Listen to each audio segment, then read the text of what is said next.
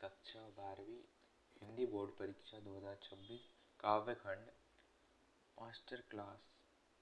ठीक है, तो हम स्टार्ट करते हैं। ठीक है, 80 में से 80 लाने। ओके। With motivation. डर को आग में बदलो, ना संघर्ष ना तकलीफ, तो क्या मजा। जीने में बड़े बड़े तूफान थम जाते हैं जब आग लगी हो सीने में। ठीक है। ये देख सकते हैं आप रणनीति समझना है। ठीक है।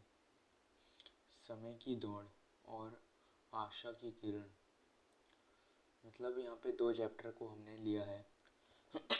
सबसे पहला हमारा चैप्टर है थका हुआ पंथी जल्दी जल्दी क्यों चलता है। मतलब ये क्वेश्चन है, एक चैप्टर से हमने लिया है। पंथी दिन को तेजी से ढलता देख अपनी गति बढ़ा लेता है और उसे डर है कि मंजिल पर पहुंचने से पहले ही अंधेरा ना हो जाए, इसलिए वो जल्दी जल्दी ढलता है। तो इसका आंसर ये होगा। इसका मंजिल को शीघ्रता से पाने की चाहत उसे प्रेरित करती है। ठीक। दूसरा क्वेश्चन हमारा, नीड़ों से झांकते बच्चे मतलब क्यों झांकते हैं। तो चिड़ियों के बच्चे घोंसलों से इस प्रतीक्षा में झांकते हैं कि उनकी माँ उनके लिए दाना लेकर लौटेगी। ये आशा है और प्रेम का प्रतीक है। ठीक है, यहाँ पे आपको यहाँ पे क्वेश्चन मार्क आएगा, ये वाला क्वेश्चन मार्क। ठीक, तो आपको ये क्वेश्चन याद कर लेने हैं, इजी। ठीक है, अब दूसरा हम देखते हैं क्वेश्चन। प्रकृति का जादू, उषा का बदलता सौंदर्य, मतलब कैसे उसका जादू खत्म होता है, इसके बारे में हमको देखना है। भोर का नव, सुबह का आकाश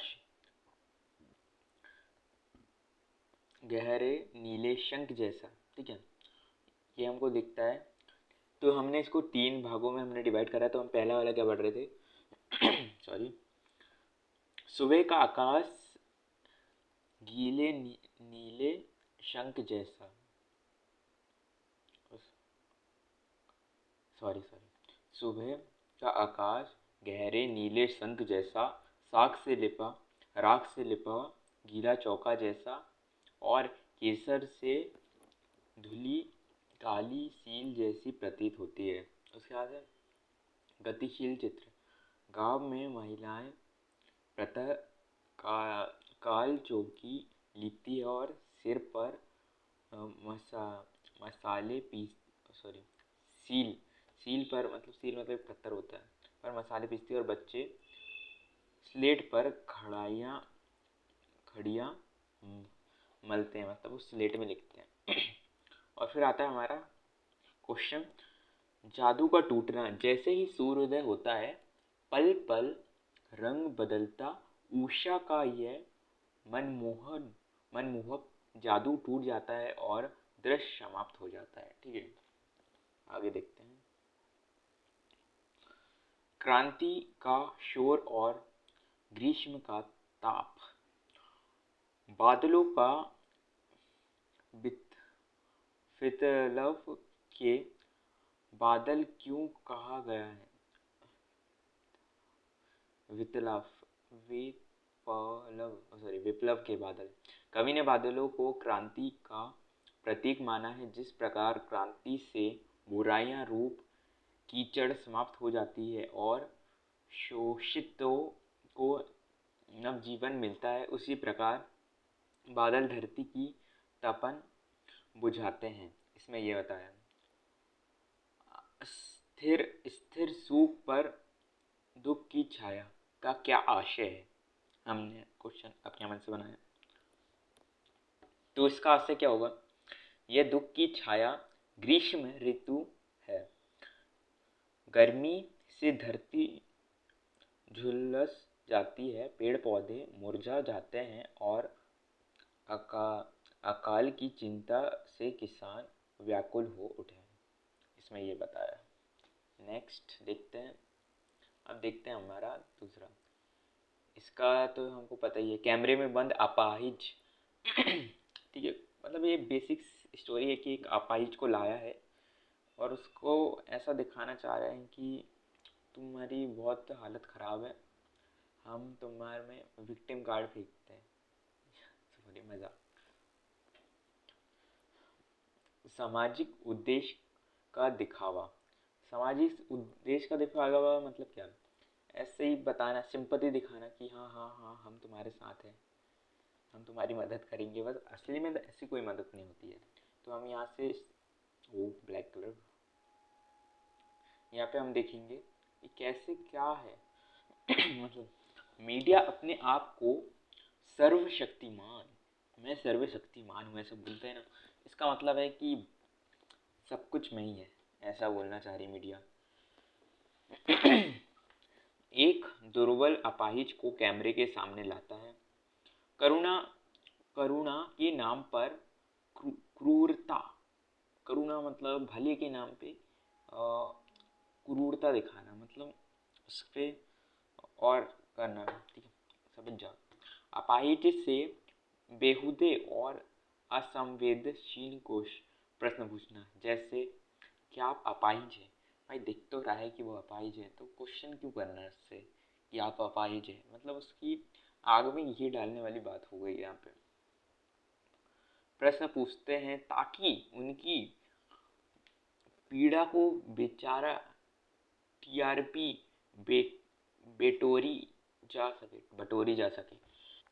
उसके बाद आता है लोकप्रियता की भूख। संचालक का उद्देश्य अपाहिज का दुख कम करना नहीं है, बल्कि जनता की सहानुभूति बटोरकर अपने कर क्रियाक्रम को रोचक और लोकप्रिय बनाना है, ताकि उनको पैसा मिले, टीआरपी आए। ये है इसका उद्देश्य। अब हमारा क्या आता है? सर्जन का बीज। छोटा मेरा खेत, कागज का पत्र, इसे कहा है छोटा चौकोर खेत। कवि अपने कर्म को किसान के कर्म के समान मानता है। कैसे मानता है? इस प्रकार खेत में हम बोते हैं बीजे डाल के, उसी प्रकार जो कवि है वो अपने एक चौकोर पेपर में लिख रहा है। मतलब लिख रहा है मतलब बीज बो रहा है, और उसका आउटकम है, जैसे खेत का आउटकम जो फसल निकलती है, वैसे ही जो लोग पढ़ेंगे तो उसका आउटकम निकलेंगे, सब लोग शाबाशी देंगे, खुश होंगे। तो ये वो बताना चाह रहा है। आंधड़ और बीज। आंधड़ का अर्थ है भावना और आवेग, और बीज का अर्थ है विचार व अभिव्यक्ति। भावनाओं के तूफान से विचार का जन्म होता है। बिना मुस्कुराए महकना। फूल की सुगंध क्षणभंगुर होती है, लेकिन कविता का एक ऐसा पुष्प है जो एक बार सर्जित होने के बाद अनंत काल तक श्रोताओं को आनंदित करती। मतलब जैसे कि एक फूल है तो वो थोड़ी देर महकेगा, कुछ दिन बाद वो मुरझा जाएगा, उसकी जो अच्छी स्मेल थी वो नहीं रहेगी। मगर जो कविता है वो टाइम टू टाइम पास होगी, तो इससे क्या रहेगा कि वो उसकी जो आनंदिता है वो चलती रहेगी। ठीक है। सरलता की शक्ति। भाषा की सहूलियत। भाषा को सहूलियत से बरतने का क्या अर्थ है? भाषा केवल संप्रेषित अपनी भावनाओं को दूसरे तक पहुंचाने का एक माध्यम है। हमें अपनी विद्वता और होशियारी दिखाने के लिए कठिन शब्द का और मुहावरे का अनावश्यक उपयोग नहीं करना चाहिए। सबसे अच्छी भाषा वो है जिसमें हमारी बात श्रोता तक स्पष्ट और सीधे रूप से पहुंचेगी। मतलब ये बोए वाली चैप्टर है, बात सीधी थी पर टेढ़ी हो गई, उसकी चोरी मर गई थी बात की, जैसे टेस्ट ठोक दिया था। जीवन का विरोधाभास शीतलवाड़ी में आग। विरोधाभास अलंकार यहाँ विरोध ना होते हुए भी विरोध का अभ्यास अभय हो। निज उर में आग लिए फिरता हूँ, शीतलवाड़ी में आग लिए फिरता हूँ। आशा कवि की वाणी कोमल और मधुर है, शीतल, लेकिन उसके हृदय में प्रेम रहित संसार ने प्रति असंतोष की ज्वाला आग भड़क रही है। जग जीवन का भार ना चाहते हुए भी कवि सांसारिक जिम्मेदारियों और दुनियादारियों को निभाता है और इस विरोधाभास के बीच में सामंजस्य बैठकर जीता है।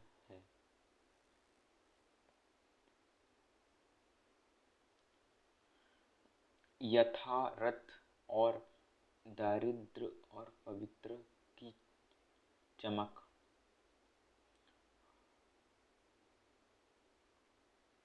तुलसीदास का यथार्थ दरिद्र और रूपी रावण समाज के गरीब और भूखे अंतक रावण के समान छाया और लोग अपना पेट भरने के लिए मजबूरी, खेती, भिक्षा चोरी और यहाँ तक कि जादूगरी जैसे कार्य कर को विश्वास करते हैं। फिर रखी बिजली की चमक, रक्षाबंधन का पवित्र धागा बिजली की। चलो छोड़ो इसको। एमसीक्यू टाइप ये आप देख सकते हैं, एमसीक्यू आप पढ़ लेना। उसके बाद मुस्कुराते हुए कष्टों का सामना। संसार में रहते हुए खुशी और मस्ती का माहौल कैसे पैदा करें।